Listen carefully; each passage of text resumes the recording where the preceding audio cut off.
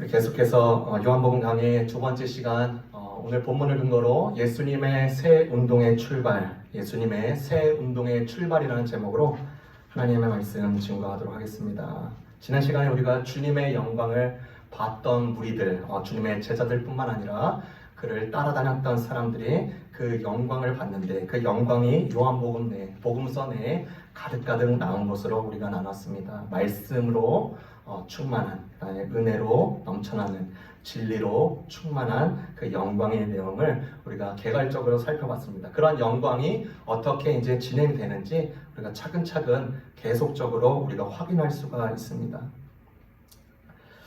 제가 보스턴에서 유학생활을 할 때 일입니다. 어느 누구나 마찬가지입니다. 유학생활을 한다는 것 자체가 이렇게 힘이 듭니다. 이렇게 고향도 그립고 부모님도 그립고 형제도 그립고 또 그 음식도 그립고 또 막상 또 그 마이너리티 로서 당해야 되는 그런 거 어쩔 수 없이 다 이렇게 당해야 됩니다. 문화적인 차이 또 영어도 완벽하지 못하니까 그런 것도 백업을 하고 따라가려는 거, 모든 것들이 복합적으로 그 유학생활의 힘든 상황. 그래서 그 모든 상황을 견디면서 이렇게 공부하고 있었을 때가 있었습니다. 근데 너무나 답답하고 또 이제 학년을 거듭할수록 생각나는 게 있습니다. 내가 과연 이 공부를 잘 하고 그리고 내게 주어지는 상황이 녹록치 않는다면 어떻게 하지? 이런 가정들, 이런 추측들. 그리고 이제 3학년, 4학년이 될 때는 이제 막연한 미래가 이제 더 이렇게 확 들어오는 것입니다.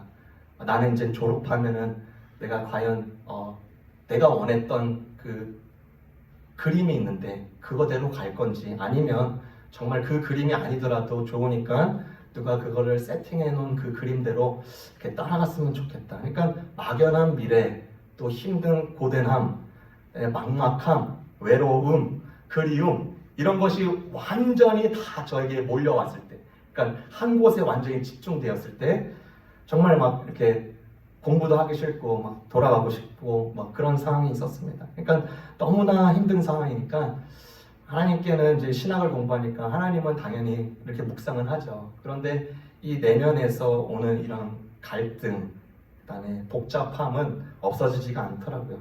그래서 이렇게 그때 제가 하나님께 짧게 이렇게 기도를 합니다. 이렇게 하나님, 정말 나에게 뭐라도 좀 보여주세요. 정말 주님께 은혜를 입는 자라는 것을 제가 확인하고 싶습니다.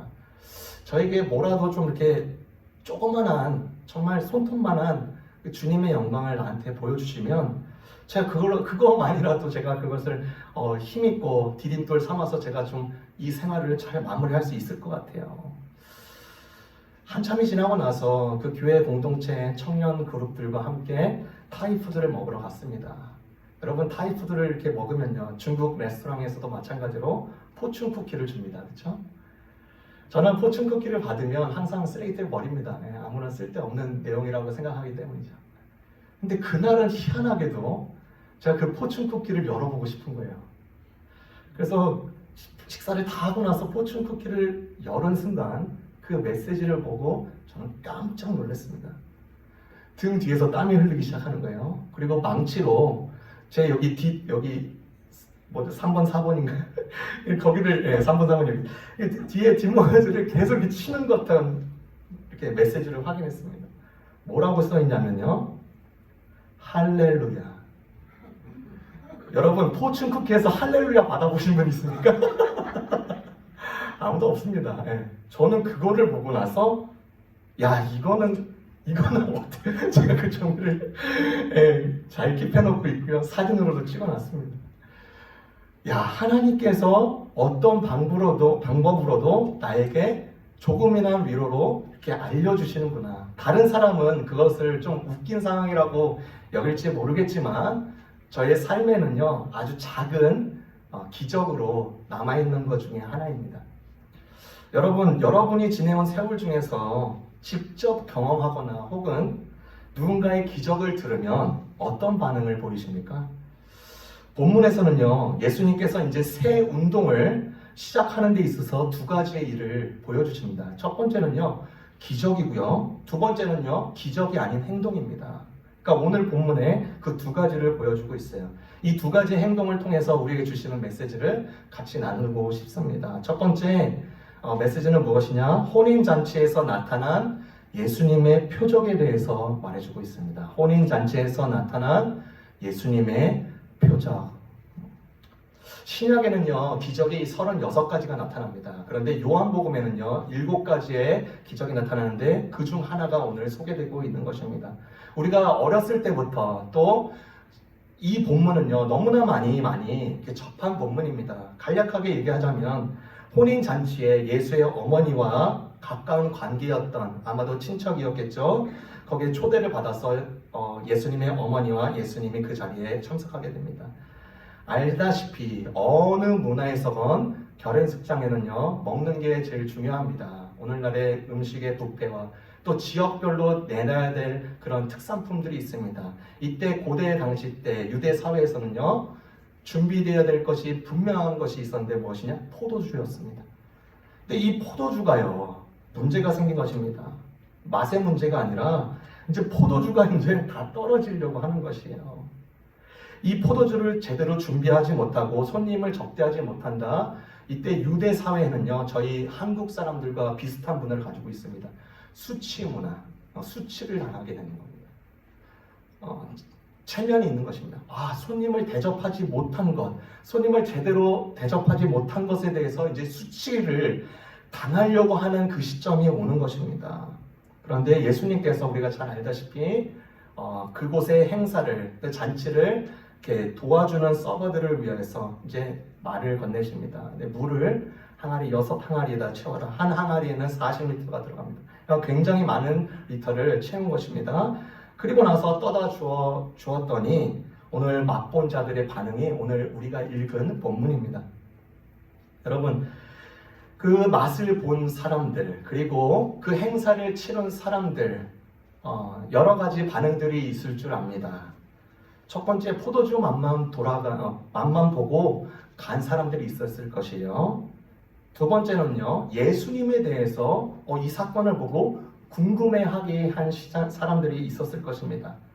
그리고 어떤 사람들은요, 내가 저자라면 내가 신뢰할 수 있겠구나. 내가 저 사람이라면 내가 믿어도 되겠구나 라고 하는 사람들이 일어났습니다. 그 사람들 중에 한 그룹은요, 제자들이었죠. 오늘 본문에서 같이. 그리고 오늘 말씀에는 나와 있지 않지만 우리가 가정을 하자면, 상상을 하자면 아마도 이 사건을 보고도 믿지 않은 사람들도 있었을 것입니다. 여러분, 저희가 지금 매주 이렇게 예배를 드리고 우리뿐만 아니라 모든 그리스도인들은요, 하나님의 기적과 예수님의 기적에 대해서 의심보다는 또 당연히 예수님과 하나님이라면 이렇게 기적은 의뢰에 일어날 수 있다라고 여깁니다. 그런데 무신론자들에게는요, 이 기적은요, 그들의 범주 밖입니다. 전혀 통하지가 않아요. 그래서 저는 여기 이제 메시지를 무신론자 입장에서 조금 얘기를 해보려고 합니다. 그들에게 기적이라는 요소는요, 성경에 대해서, 예수님에 대해서 더 불신하게 될 수 있는 지름길이 되기도 합니다. 그래서 유명한 무신론자 휴메의 주장을 따르면요, 지혜로운 자는 증거에 비례하여 믿는다라고 말을 했습니다. 그러니까 성경에 나오는 모든 기적은 다시 되풀이되지 않고 증거로서 다시 비례하지 않기 때문에 당연히 거부하는 것입니다. 인정하지 않습니다. 그래서 심지어 이 모든 성경의 내용은 조작된 이야기고 신화일 뿐이다라고 거침없이 얘기를 합니다. 여러분, 기적에 대해서 그 사람들이 볼 때 이 기적이 그들에게 들어가지 않는 이유 중에 많은 걸림돌들이 있습니다. 크게 한 3가지로 나눌 수가 있는데요. 현상과 문화 때문에 그렇습니다. 여러분, 계몽주의 시대를 이제 이끌어져서 이제 사람들이 설득력 있고 신빙성 있는 자료를 토대로 과학과 검증을 통한 그것이야말로 우리가 믿을 수 있다라는 시대, 현상과 문화가 완벽하게 도래했습니다. 그래서 모든 빈틈을요, 과학으로 메꾸는 노력들이 우리 삶 가운데, 우리 사회 가운데, 우리의 시대 가운데 그런 것들이 자연스러운 것이라는 것입니다. 그리고 특별히 이 기적이 걸림돌이 되는 이유 중에 두 번째 이유가 거부 본능입니다. 만약에 제가 이제 이 음식이 좋은 것을 알고도 제가 이것을 안 먹을 수도 있습니다. 근데 이 음식이 몸에 나쁜 것을 알고도 제가 먹을 경우도 있습니다. 그러니까 즉 그것의 정보에 상관없이 내가 좋고 싫고에 따라서 이 모든 것을 행하지.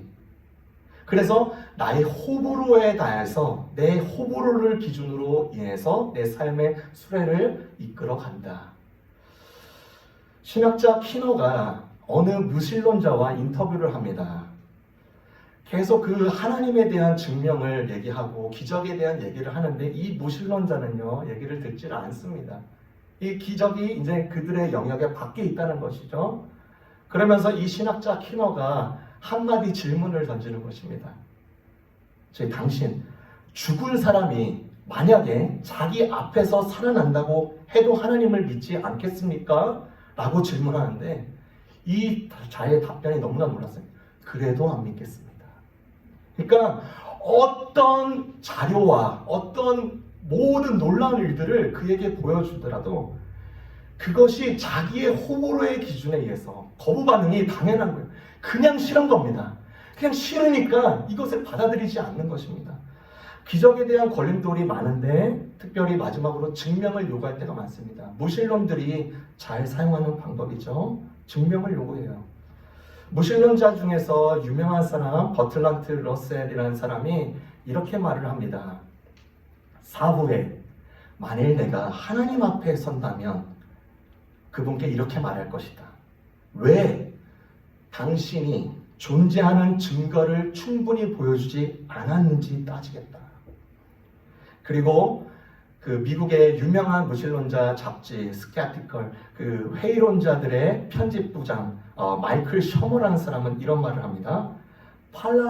잘려진 팔을 가지고 있는 사람이 이 팔이 다시 재생된다면 여지없이 나는 하나님을 믿을 것이다.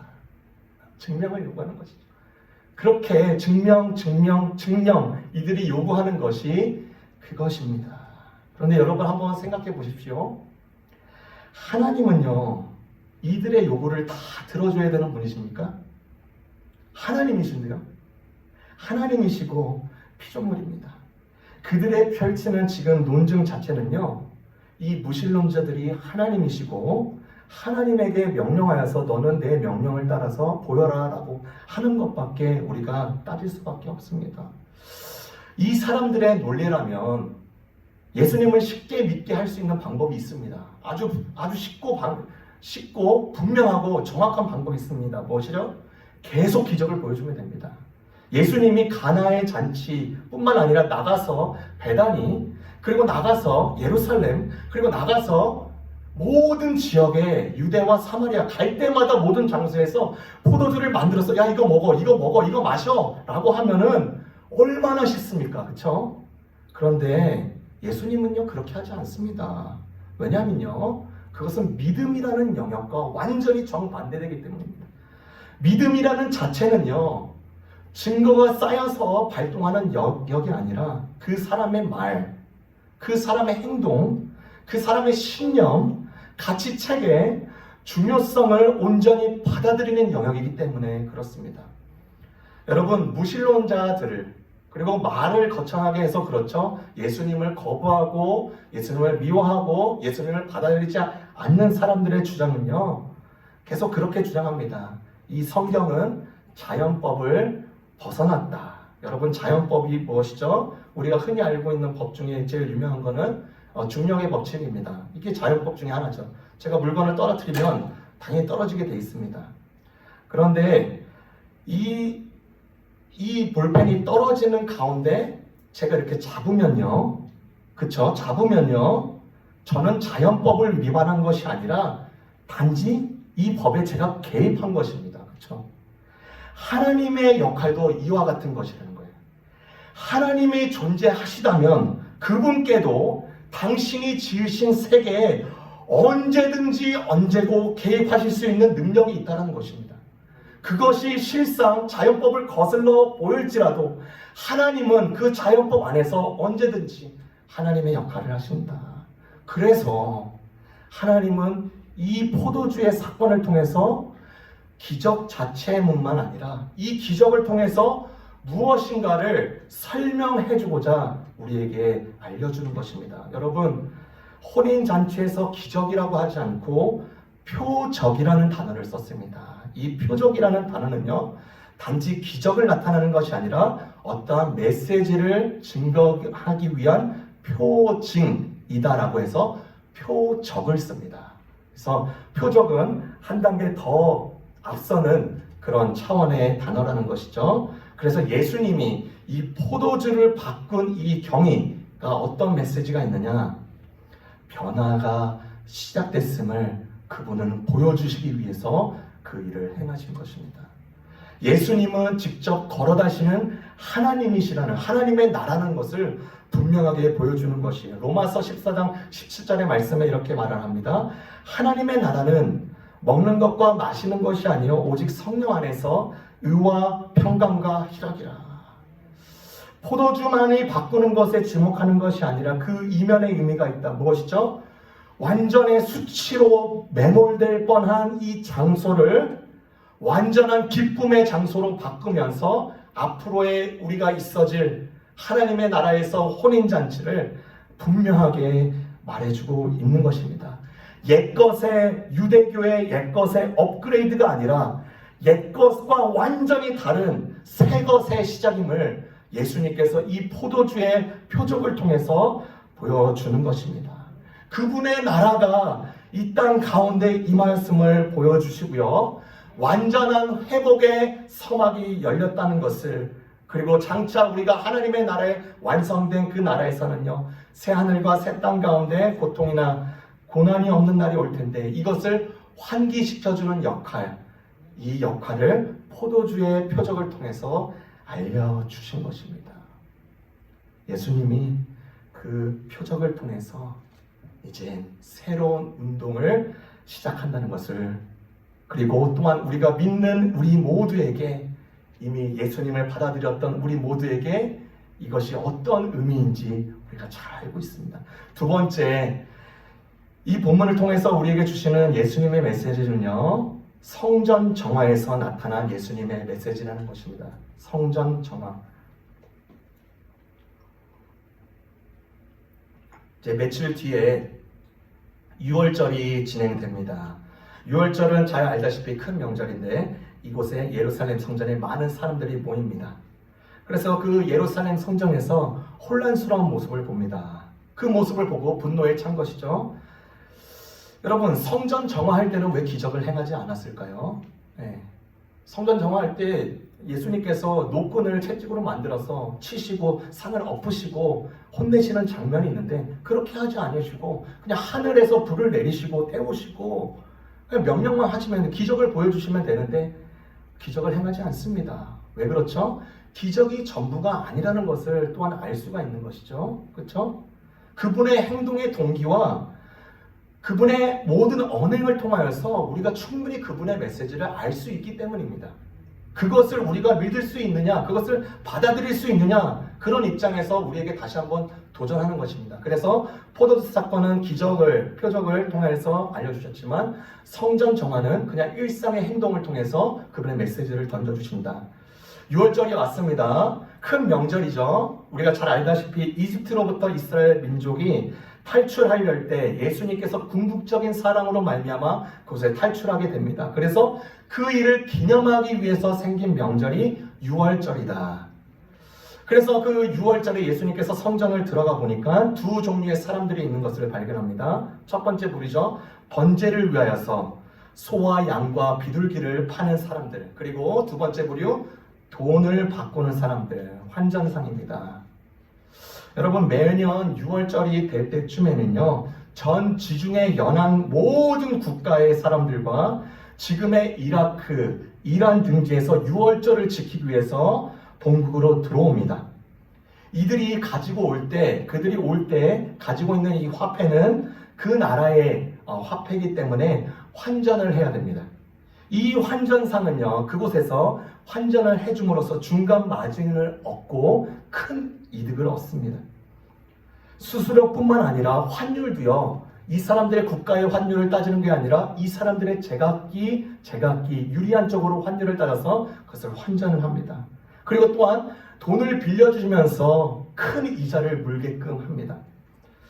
여러분, 번제물을 바치기 위해서 사람들이요, 소와 양과 비둘기를 데리고 옵니다. 소는요, 경제적으로 여유 있는 사람들을 위해서, 또 양은 중상층들을 위하여서, 또한 비둘기는 가난한 사람들을 위하여서 바치는 제물이었습니다. 그런데 이 제사를 드리기 위해서 드려지는 이 제물은 흠이 전혀 없어야 되고요, 1년 이상 안 된 소와 양과 비둘기여야 됐습니다. 그런데 여러분 생각해 보십시오. 지중해 모든 연안들의 모든 나라와 이란과 이라크 모든 지역에서 그 제물들을 끌고 올 때 다치거나 흠이 생깁니다.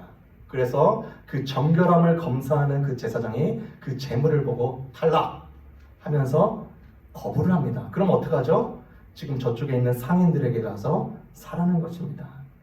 짐승을 파는 상인들과 제사장들이 결탁해서 이 유월절을 맞이해서 큰 이익을 얻고 부정을 행하는 이런 일들이 일어나기 시작한 것입니다.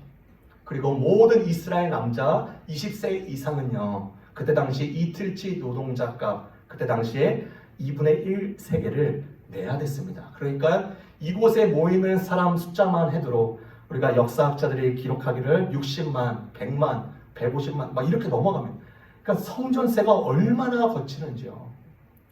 그러니까 예수님께서 이곳의 모습을 보면서 마치 돈벌이에 몰두한 장면을 이렇게 주목하기 시작한 것입니다.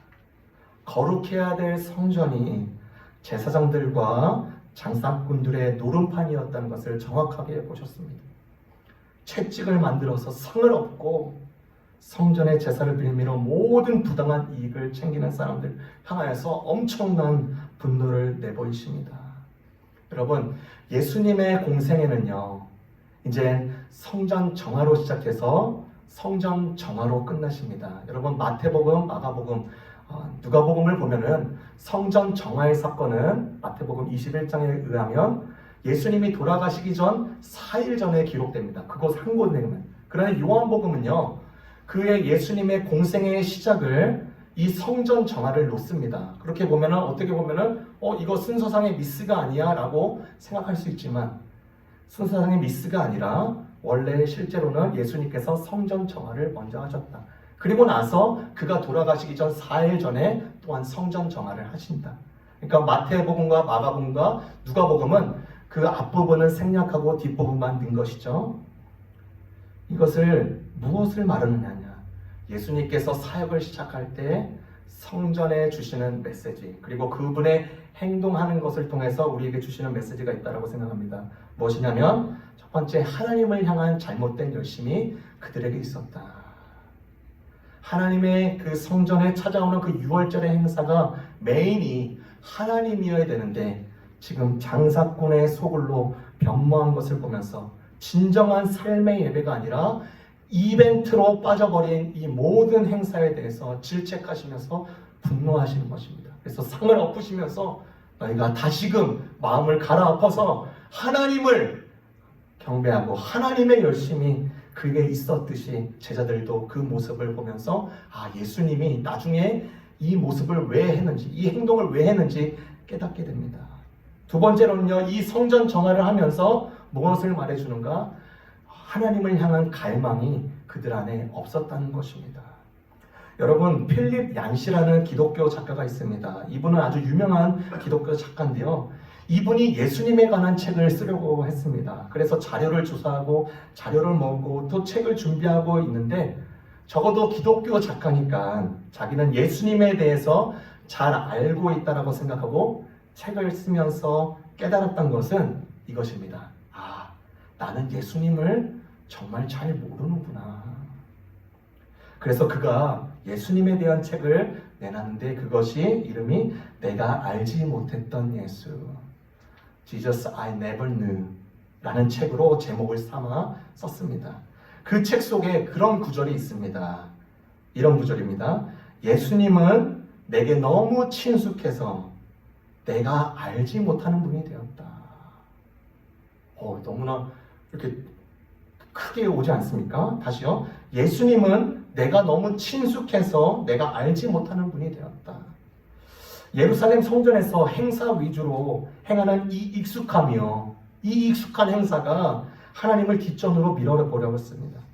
하나님을 향한 진정한 갈망함이 그들에게 안 보입니다. 하나님을 뜨겁게 사랑하니까 이렇게 하지라고 자부했던 그들은요, 하나님을 모르는 자처럼 살아가고 있음을 예수님의 이 분노를 통해서 우리에게 보여주는 것입니다.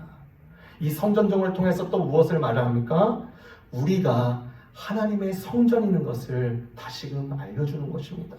고린도전서 3장 16절에서 17절 이렇게 말합니다. 너희는 너희가 하나님의 성전인 것과 하나님의 성령이 너희 안에 거하시는 것을 알지 못하느냐? 누구든지 하나님의 성전을 더럽히면 하나님이 그 사람을 멸하시리라. 하나님의 성전은 거룩하니 너희도 그러하니라. 예수님께서 강조하시는 것입니다. 보이는 성전뿐만 아니라 보이지 않는 성전인 우리를 날마다 새롭게 하시기를 원하신다는 것입니다. 예수님의 공생애가 성전 정화로 시작해서 성전 정화로 끝났듯이 예수님만이 우리의 삶을 정돈하시고 세팅하시고 그 새 운동의 그 선상에서 우리로 함께 세우실 분이 되신다는 것을 우리에게 알려주시는 것입니다. 그래서 우리에게 적용하자면 우리는 때때마다 우리를 돌아보아서 하나님이 기뻐하시는 자인지, 내 보이지 않는 나의 삶, 나의 성전이 정말 주님을 위한 성전이 되어가고 있는지, 익숙함으로 인하여서 매몰되는 것이 아니라 중심이 아닌 이벤트로서 또 타성에 젖은 예배와 그런 모든 모임들에 의해서 우리는 언제든지 주님과 멀어질 수 있다는 것을 우리가 잘 기억해야 됩니다. 여러분, 예수님께서 성전 정화를 하시고 나서, 처음에 하고 나서 그 예루살렘 성전에 다시 올 때 3년의 기간이 지납니다. 3년의 기간을 지나서 봤더니 똑같이 행하고 있는 거예요. 여러분, 3년 전에 여러분의 모습이 어떻습니까? 김문 저에게도 물어봅니다. 3년 전에 너의 모습은 어떠니? 여전히 예수님께서 말씀하셨던, 너에게 간곡히 부탁했던, 그리고 이런 모습을 기대했던 그런 모습으로서 우리가 한 걸음 한 걸음 계속 주 안에서 발맞추어 나가는, 그래서 보이지 않는 성전까지도 거룩하게 하는 우리 주님의 믿음의 백성들 되기를 주님의 이름으로 축원드립니다. 기도하겠습니다. 하나님 아버지, 참으로 감사를 드립니다.